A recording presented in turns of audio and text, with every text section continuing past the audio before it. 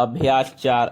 महोदय, यह बहुत प्रसन्नता की बात होती यदि माननीय राष्ट्रपति जी की जो भावनाएं थी उसी के अनुकूल यह सरकार आचरण करती, और तब हम धन्यवाद के प्रस्ताव पर यहाँ पर अपनी सहमति देते।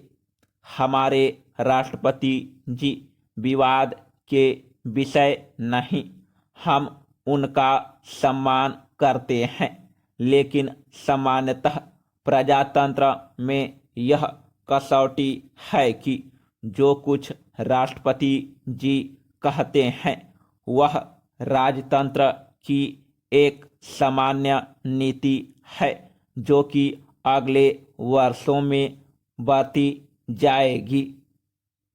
इसलिए उसका विवाद के लिए आना और इस पर विवाद में पड़ना एक आवश्यक अंग है। आज धन्यवाद का प्रस्ताव पर विवाद में पड़ना एक आवश्यक अंग है। आज धन्यवाद का प्रस्ताव प्रस्तुत करने के लिए जब हमारे मित्र पार्थसारथी जी खड़े हुए तो ऐसा लगता था कि अच्छे वक्ता, योग्य वक्ता होते हुए भी उनके पास बोलने के लिए कोई विशेष पदार्थ नहीं था। उनके पास बोलने के लिए कोई मसाला नहीं था और इसलिए वह दबी आवाज में बोल रहे थे।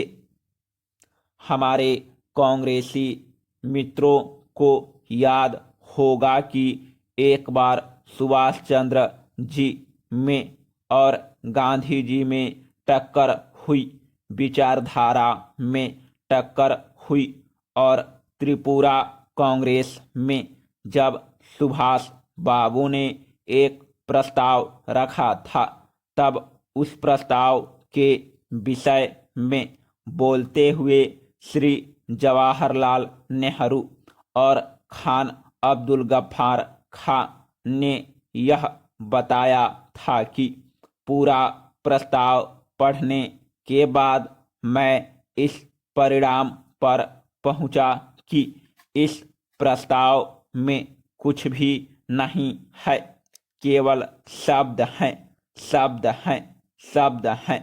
और इसी तरह से आज 30 वर्ष के पश्चात इस अभिभाषण को पढ़ने के बाद मालूम होता है कि केवल शब्द हैं और इसके अतिरिक्त कुछ नहीं है। बहुत से मित्रों ने प्रांतों की बात की और बहुत से मित्रों ने शांति के मसीहा बनकर संसार को सीख दी और शुभकामनाएं दी। न तो हम शांति के मसीहा हैं और न हम प्रांतीयतावादी हैं। जो हमारे देश में घटनाएं घट रही है उन घटनाओं के सामने हम कितनी प्रगति कर रहे हैं इस पर हम विचार करते हैं।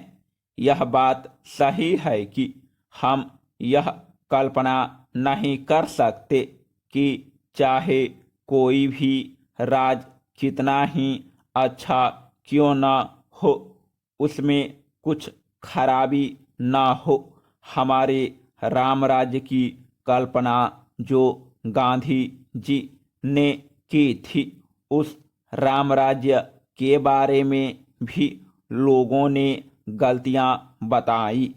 इस राज में भी हम यह कहें कि गलतियां हैं तो हम समझ सकते हैं कि हमारे मित्र हमें क्षमा करेंगे।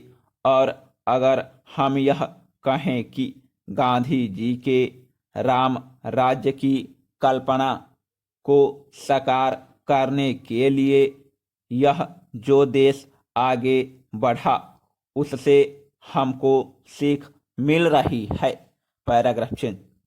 हमारे देश में दो सामान्य बातें हैं। एक तो देश को आंतरिक स्थिति से और दूसरी देश की जो बाह्य स्थिति है उससे हम दोनों दिशाओं में बुरी तरह से असफल हुए हैं। हमारे देश के बाहर जितना सम्मान था उसके बारे में जो नए मित्र आए होंगे उनके सामने हमें तथ्य प्रस्तुत करने की आवश्यकता नहीं है। लेकिन 1946 में आधा संसार हमें अपना नेता मानने के लिए तैयार था। यह सच है।